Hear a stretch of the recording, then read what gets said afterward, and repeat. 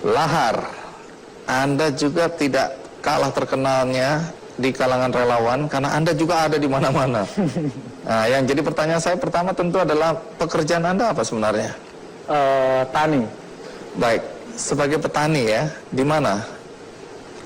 Di Boyolali. Boyolali. Anda pemilik lahan atau Anda buruh taninya? Punya lahan. Punya lahan yang Anda garap sendiri? Punya orang tua. Iya, sebelum kita lanjutkan, tentu Anda ingin tahu lebih jauh, siap, menarik. Petani dan pedagang asongan, tetapi dua-duanya memiliki hati bagaikan malaikat.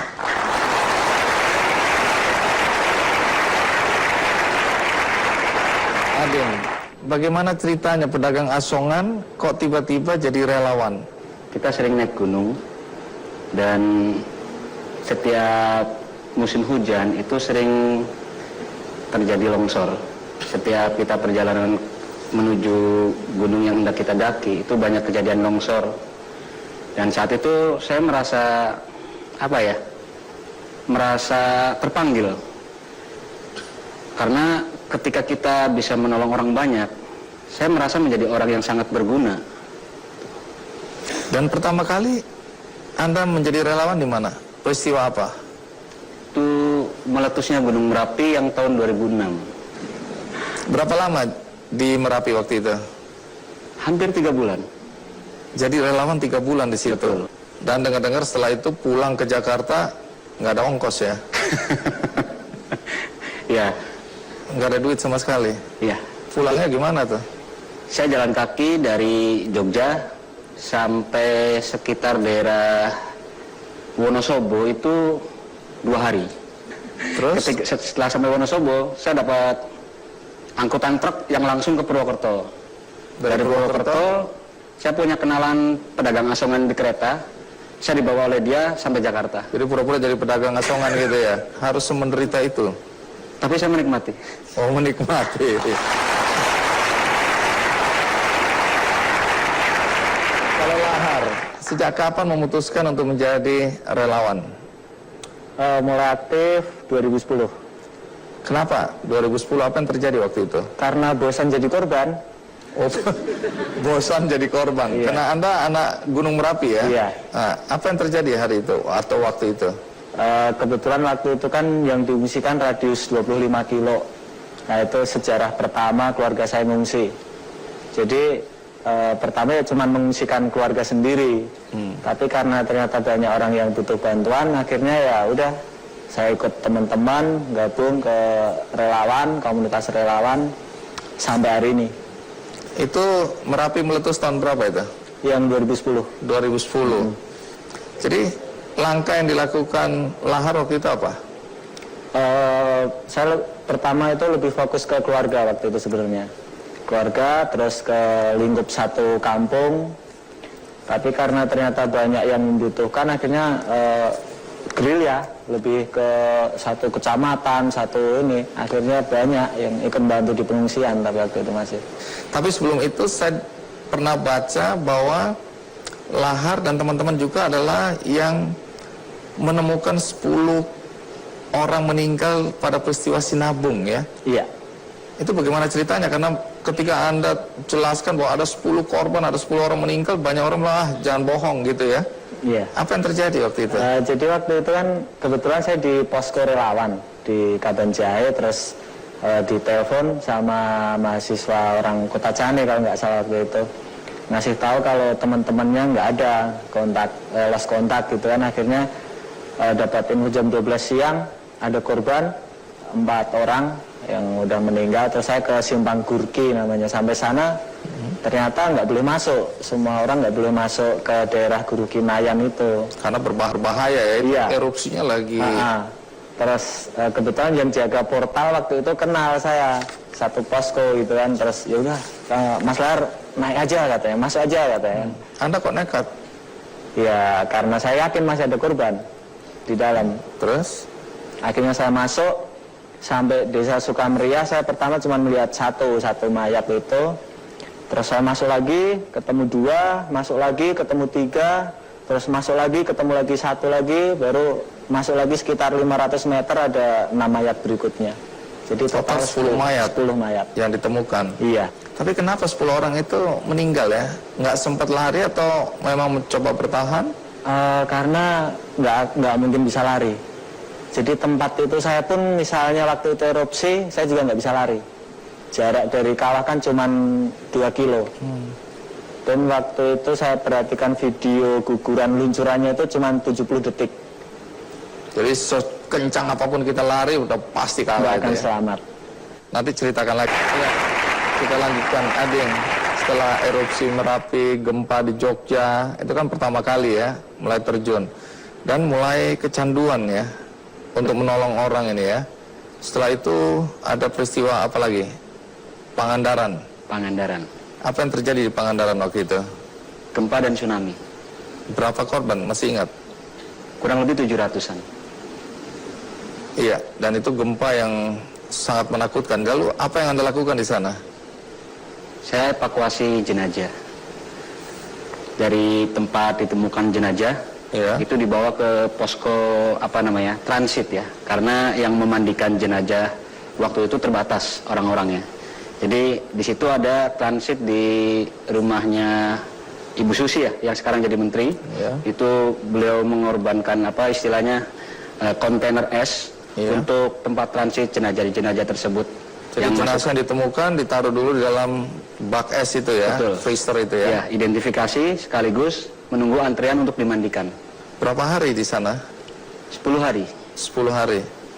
Apa yang Anda saksikan? Ya, sebuah kehancuran massal di sana. Karena ya itu mungkin pertama kalinya saya berinteraksi dengan banyak jenazah, terutama yang ditemukan di darat ya. Kalau ditemukan di darat itu baru 3 hari aja sudah hitam, sudah keluar belatung. Beda dengan yang ditemukan di air. Dia walaupun sudah 5 hari, dia masih utuh gitu, tidak menghitam. Dia tidak bau, tapi ketika diangkat dari air sudah baru baunya merebak kemana-mana. Nah, Anda kan belum punya pengalaman melihat mayat yang sudah berantakan seperti itu, sudah bau. Toh masih terus mau aktif sebagai relawan. Kebetulan saya sangat menikmati sekali. Bukan menikmati ya dari kegiatannya ya. Menikmati menolong orang. Betul. Anda tinggalkan kembali nih bisnis dagang asongan ini. Betul. Ini sudah menikah atau belum? Belum. Jadi Anda tidak menghadapi persoalan ketika menemukan mayat-mayat yang relatif sudah bau, sudah mulai membusuk. Alhamdulillah sampai saat ini pun itu bukan sesuatu yang menjijikan bagi kami ya. Itu hal yang biasa. Dan prinsip saya, semakin cepat jenazah-jenazah itu diselamatkan, itu semakin meringankan beban keluarganya yang menanti anggota keluarganya yang menjadi korban itu. Baik, apa sih tantangan terberat yang Anda hadapi dalam awal-awal sebagai relawan? Kadang-kadang koordinasi ya. Ketika kita menemukan jenazah, kadang-kadang di sini ada yang belum siap untuk satu pintu ini, pindah lagi ke pintu yang lain gitu. Seperti hal tadi itu, yang memandikan itu personelnya terlalu sedikit gitu. Otomatis banyak antrian yang menunggu di kontainer tersebut. Gitu. Lahar, waktu di Sinabung, kembali lagi Sinabung ya, tadi menemukan 10 jenazah. Nah, bukan cuma mengevakuasi jenazah, tapi Anda mencari bantuan, donasi ya. Iya. Waktu itu situasinya tanda kutip sangat berbahaya, tapi Anda masuk ke dalam, Anda foto-foto, fotonya dilelang. Iya. Kenapa harus seperti itu? Karena saya berpikir saya nggak punya apa-apa untuk membantu. Saya nggak punya uang untuk membantu. Saya cuma punya kegilaan. Sampai sekarang ya? Alhamdulillah sampai sekarang masih gitu. Jadi saya berpikir ini akan menjadi sesuatu yang wow gitu. Ketika gunung status awas, yang dimana seharusnya radius 5 kilo itu mengungsi semua, tapi saya naik ke puncak. Itu akan menjadi sesuatu yang istimewa, saya yakin itu. Walaupun membahayakan nyawa Anda. Tuhan itu selalu bersama niat baik. Jadi waktu itu naik motret dengan niat apa? Niat saya ingin menjual foto-foto itu. Untuk apa? pengungsi. Kenapa harus sampai ingin membantu uang ke pengungsi? Karena sangat memprihatinkan pengungsi di Sinabung. Beda dengan di Jawa atau di tempat yang lainnya. Cara menjualnya gimana itu? Saya nggak berpikir sejauh itu waktu itu. Terus? Ya saya hanya berpikir niat baik pasti akan dapat jalan gitu aja. Ternyata bener, dapat jalan beneran. Akhirnya terakhir dibawa ke Jakarta waktu itu dilelang di Taman Mini sama Yayasan Tanah Karo Menangis waktu itu. Lumayan dapat banyak. Berapa itu? Hampir 500 juta. Wow. Uangnya dipakai untuk apa? Lewat yayasan itu uang dipakai untuk beasiswa mahasiswa Karo yang terancam putus kuliah. Karena orang tuanya tidak bisa membiayai dia ya. Dan Sinabung itu memang sesuatu yang paling berharga buat saya juga karena 8 bulan juga saya di sana. 8 bulan? Iya. Kenapa Lahar melanjutkan lagi untuk tetap jadi relawan padahal penderitaannya seperti itu? Ya karena bagi saya hidup itu bukan tentang seberapa banyak kita menerima, tapi tentang seberapa banyak kita memberi.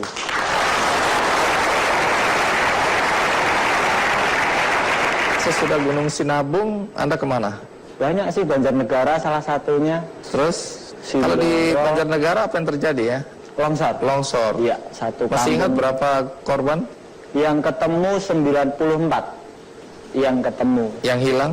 sekitar 50-an waktu itu. Banjarnegara. Dan Anda ada di situ juga ya? Iya.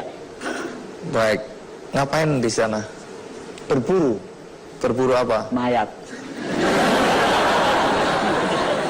Seberapa pentingnya sebenarnya penemuan mayat-mayat ini? Bagi saya sangat penting. Kenapa?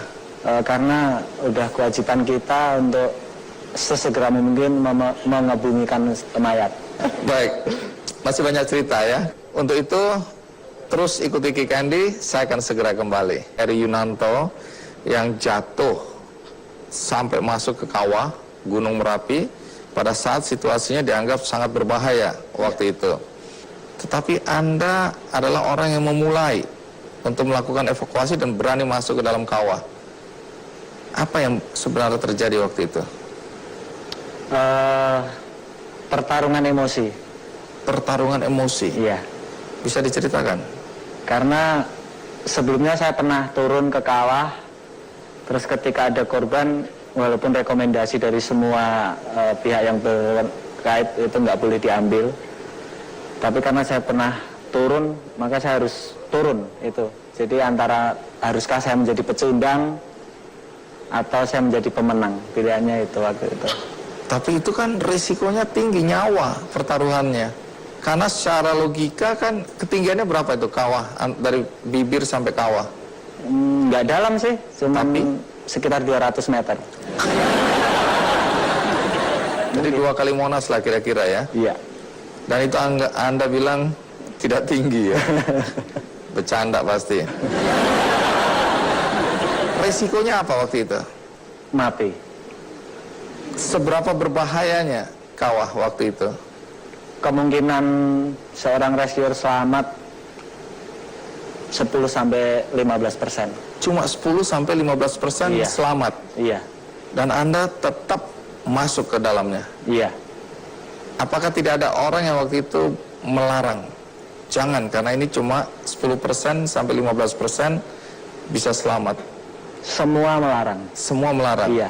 Terus apa yang Anda lakukan waktu itu? Saya pamit ke semua teman-teman, ke keluarga. Pamit maksudnya? Ya pamit. Intinya mungkin bisa jadi ini terakhir gitu. Wih, mengerikan ya, horor itu ya. Jadi seakan-akan Anda mau pergi untuk selama-lamanya? Enggak, terakhir SMS hari itu karena di atas kan nggak ada sinyal. Oh.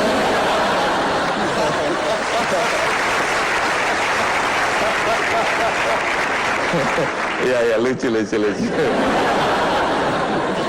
Kesulitan apa yang Anda hadapi ketika turun? Medannya, terus gas sama suhu. Gas itu kan beracun ya? Iya. Suhunya berapa itu waktu itu? Sebelum saya turun lumayan panas, 180. sebelum saya turun. Nggak meleleh itu ya? Di bawah, saya masih di atas. Oh iya, oke. Terus ketika saya turun, ya berkat pertolongan Tuhan waktu itu suhunya 35 derajat. Turun. Iya. Berapa lama dari bibir sampai ke jenazah, lokasi jenazah? 1 jam. 1 jam turun. Terus waktu itu ada kesulitan ya untuk mengevakuasi ya? Anda nggak bisa angkat sendiri waktu itu ya Iya, jenazah? berat. Terus apa yang dilakukan? Minta tolong sama teman saya si Indro, teman dari SAR-DI waktu itu. Kok dia mau turun? Ya kan saya mintanya halus. Gimana cara mintanya? Nah, saya cuma bilang, Bro, saya kasih waktu mikir 2 detik, kamu turun, saya kayak gitu. Kan halus gitu kan. Tahu-tahu udah turun gitu aja si Indro. Oh, jadi akhirnya berdua ngangkut. Ini gambarnya, fotonya nih ya? Oh iya, ini udah di atas, ini di puncak ini. Oh, sudah diangkut. Iya. Baik. Jadi itu jenazah sudah berapa lama? 3 hari. 3 hari? Iya. Kondisi jenazah waktu itu? Itu juga yang di luar logika itu. Jenazahnya utuh. Nah, apa yang Anda lakukan kemudian ada orang yang melihatnya dari sudut pandang berbeda. Wah, ini cuma cari sensasi aja. Kalau itu tanggapannya apa? Ya, itu kan tanggapan orang. Masa ya cari sensasi dengan cara kayak gitu?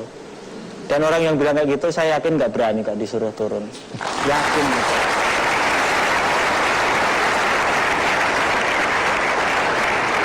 Ya, sekali lagi saya mau tanya, apa sih kebahagiaan utama yang didapat oleh relawan? Mungkin ke Ading.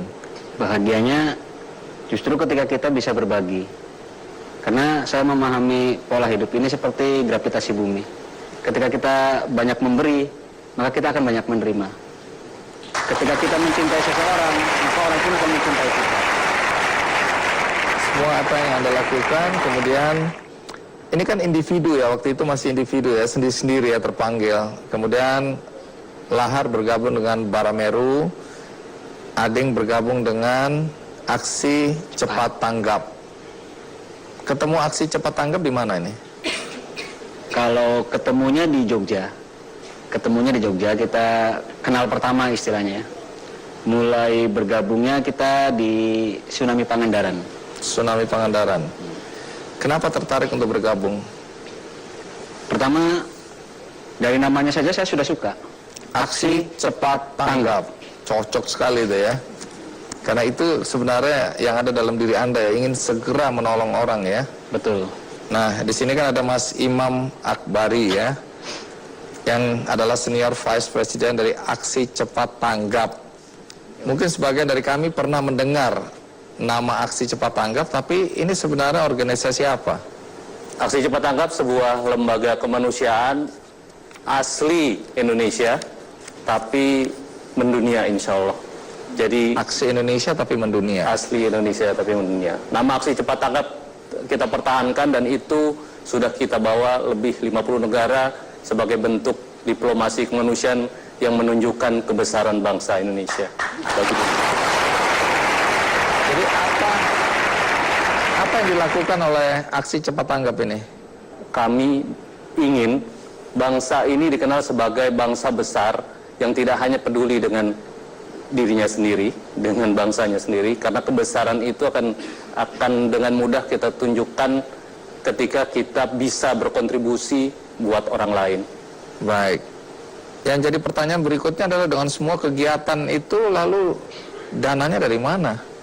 Ya, kalau untuk kegiatan programnya sendiri, kita punya banyak kanal untuk bisa mengajak elemen masyarakat, baik itu perusahaan dalam bentuk CSR, ya, termasuk kemudian juga kemitraan dengan teman-teman media, karena kami yakin peduli adalah solusi.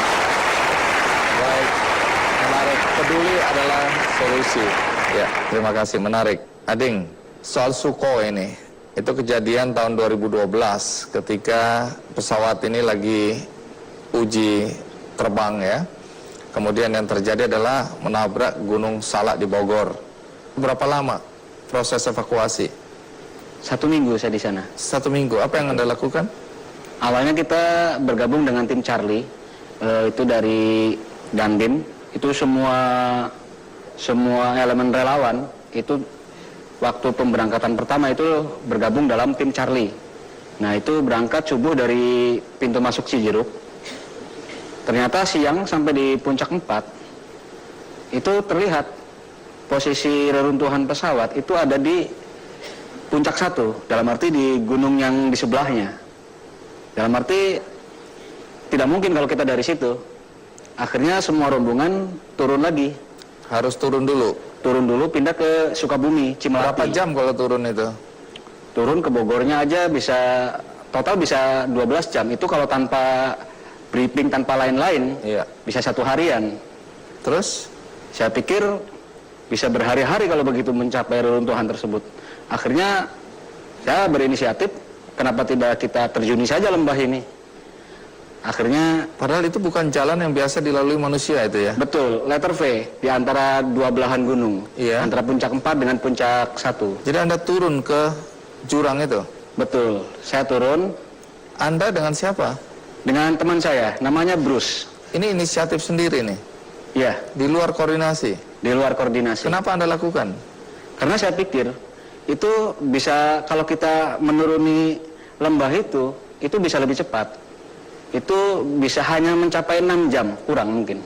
Terus? Ya, cuman ketika beberapa ratus meter ke bawah, 100 meter ke bawah, saya baru menyadari kalau memang ini sangat berbahaya. Karena memang itu bukan jalur manusia. Kadang-kadang kita hanya bukan lagi akar atau pohon yang kita pegang, tapi malah rerumputan yang jelas tidak seimbang untuk pegangannya. Padahal ini curam ya. Betul. Nah, saya dengar ketika Anda menemukan aliran sungai, Anda bersyukur dan kemudian teringat untuk memberi nama anak seperti itu. Apa hubungannya nama anak dengan air sungai ini? Apa sungai yang mengalir? Ya, itu kejadiannya ketika antara hidup dan mati jaraknya sangat tipis. Waktu itu saya sempat gagal karena pegangan rumput saya itu udah hampir lepas, tapi kaki saya itu belum mendapat pijakan. Ketika saya melihat ke bawah sedang mencari tempat berpijak, saya melihat ada pantulan sinar matahari di bawah. Ternyata itu adalah air. Terus? Dalam arti itu sudah di dasar lembah, udah mendekati dasar lembah. Saat itulah saya semangat. Saking semangatnya, ternyata saya loncat. Terus? Dan dapat kita memeluk pohon akhirnya. Baik, terus hubungannya dengan nama anak waktu itu kemudian? Waktu sampai rumah saya sempat baca ayat suci Al-Quran. Ketika sampai pada surat Ar-Ra'd, saya membaca ayat yang berbunyi fasalat audia bikodariha. Dari situlah saya teringat, saya teringat kejadian waktu antara hidup dan mati saya sangat dekat. Saya sangat teringat itu. Dan kebetulan waktu itu istri saya sedang hamil tua. Akhirnya dari situlah saya memberi nama anak lelaki saya fasalat audia bikodariha, yang artinya maka mengalirlah air di lembah-lembah sesuai dengan ukurannya.